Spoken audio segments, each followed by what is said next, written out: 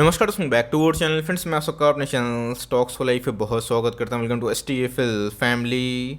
DFL members, बात की जाए कुछ दिनों से IT स्टॉक्स में बहुत ही अच्छी करेक्शन हमें देखने को मिल रही है। मुझे लगता है कि लॉन्ग टर्म इन्वेस्टर के लिए एक बहुत ही अच्छा मौका आ रहा है, जिसकी वजह से बहुत सारे अच्छे स्टॉक जिनके अर्निंग पोटेंशियल आने वाले कल में बहुत ट्रेमेंडसली बढ़ रहे हैं, उनको दोस्तों आप खरीदने का मौका ढूंढ सकते हैं। बिकॉज मार्केट में आपको पता है कि जब करेक्शन का फेज होता है तो बहुत लोग उधर पर इंटरेस्ट नहीं लेते हैं, और दोस्तों असली पैसा तो करेक्शन में ही बनता है, जहाँ पर लॉन्ग टर्म में आप SIP करिए। जो टॉप क्लास कंपनी है, तो जिनका एक ऐसी कंपनी है जो 1 लाख करोड़ के आसपास की मार्केट कैप है और IT को बिलोंग करती है, उसके बारे में मैं कमेंट्री दूंगा। और दोस्तों एक मिड कैप कंपनी भी है जिसने over the long period of time अच्छे खासे पैसे बना के दिए हैं। तो जिनका आप चाहें तो इन दोनों स्टॉक को अपने वॉच लिस्ट में आराम से लगा सकते हैं, और कभी भी गए जो लेवल से बताने वाला हूँ उस लेवल से आपको मिलता है, तो अब लॉन्ग टर्म में SIP के माध्यम से धीरे धीरे अपने पोर्टफोलियो को बिल्ड कर सकते हैं। बिकॉज मुझे ऐसा लगता है कि लॉन्ग टर्म में दोनों कंपनी अच्छे खासे परफॉर्मेंस बहुत ही अच्छा दे सकते हैं। तो फटाफट इनके बारे में डिस्कस करेंगे, इनके एनालिसिस करेंगे, और उसके बाद टारगेट क्या हो सकता है आने वाले फॉरवर्ड एक साल में, उसके बारे में अनबाइस्ड कमेंट्री में ज़रूर दूंगा। चैनल फर्स्ट टाइम होंगे सब्सक्राइब कर सकते हैं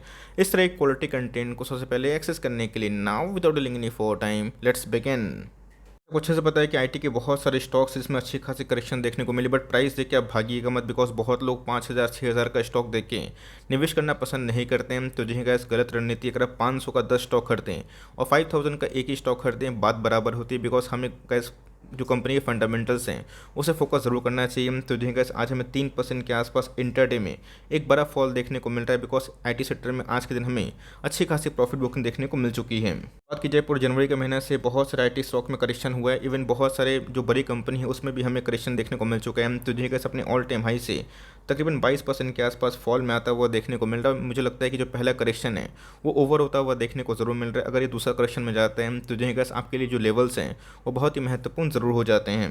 30% करेक्शन के बावजूद अगर आप देखें, साल भर पहले जिसने पैसे लगाए होते हैं उनके पैसे अच्छे खासे बनते हुए देखने को जरूर मिलते हैं। तो जिन्हें गैस इक्विटी मार्केट हमेशा एक लॉन्ग टर्म का गेम होता है। कभी भी कोई स्टॉक में जो बुल फेस होता है वो कहाँ जाकर टॉप बनाएगा किसी को पता नहीं होता, बट उसी हिसाब से अगर प्रॉफिट बुकिंग होती है तो जो लेवल्स होते हैं हमें एक ही काम करना होता है कि अच्छे स्टॉक को सही सपोर्ट लेवल पे बाइंग करना और लॉन्ग टर्म के लिए खरीद के भूल जाना। तो जिन्हें कैसे एक बहुत बड़ी ग्रुप की कंपनी हमें देखने को मिलती है जो पहले 7,500 के भाव को टच की थी, और उसके बाद हमें कंटिन्यूसली एक फॉल देखने को जरूर मिल चुकी है। 5 ईयर्स की, तो जिन्हें गैस 5 ईयर्स में इसने 700% के आसपास पैसे बना के दिए। अब गैस पैसे किसने बनाए?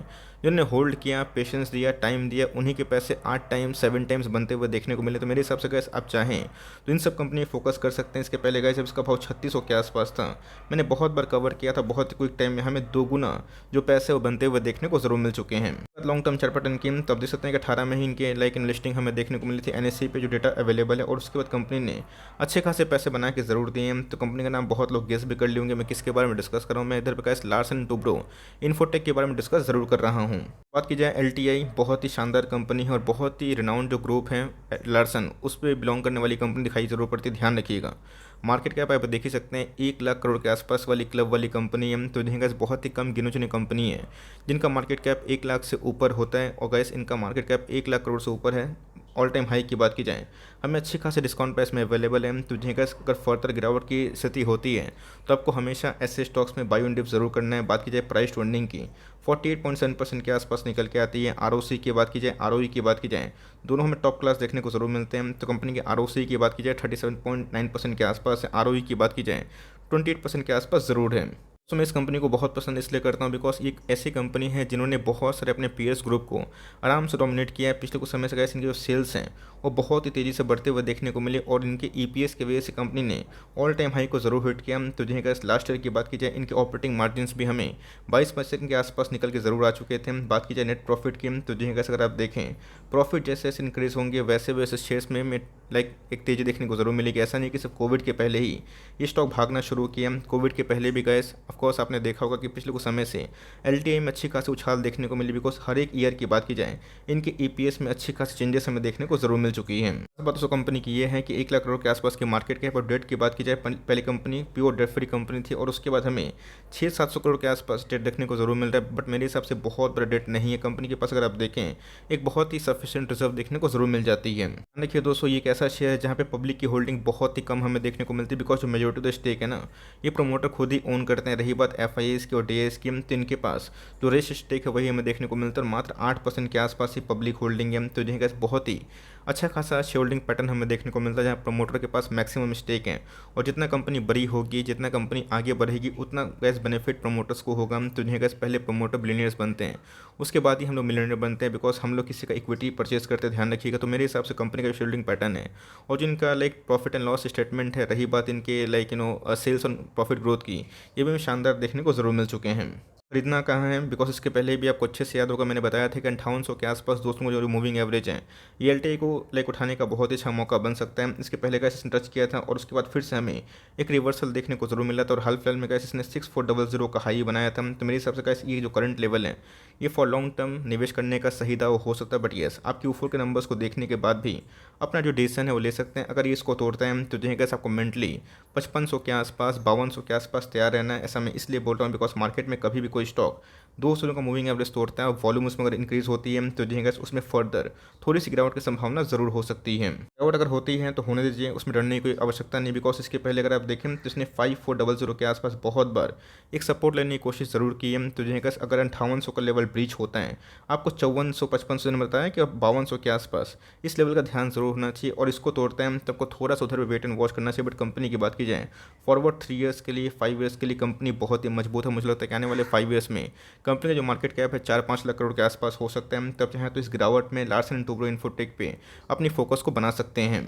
में गए जो एनालिस्ट की फोरकास्ट मौजूद है, अगर आप देखें तो एनालिस्ट का मानना है कि आने वाले एक साल में जो टारगेट प्राइस होना चाहिए वही 8.5 के आसपास होना चाहिए। डाउन साइड की बात की जाए 4000 के आसपास है। मुझे लगता नहीं कि इसकी 4000 के आसपास आपको देखने को मिलेगा। बहुत ही ख़राब केस अगर होते हैं, अगर आपको 5200 5000 के आसपास है उस नीचे डिप में मिलता है तो अपने आप में एक बहुत ही अच्छा मौका हो सकता है, बिकॉज ये सब कंपनी बहुत ही अच्छी है, फंडामेंटली काफ़ी स्ट्रॉन्ग है। मीडियन की बात की जाए 6800 के आसपास का लेवल बताया जा रहा है। तो ऑफकोर्स कैसे मुझे लगता है कि लेवल शायद से कभी नहीं आ सकता, बट मेरे हिसाब से अगर गिरता भी है तो को मेंटली इधर पे 5000 के आसपास तैयार होना चाहिए। वैसा नहीं कि आपको सिर्फ और सिर्फ निवेश 5000 के आसपास करना चाहिए, मिल गया तो सही बात है, वरना आप चाहें तो इधर पे करंट मार्केट प्राइस में भी धीरे धीरे SIP कर सकते हैं।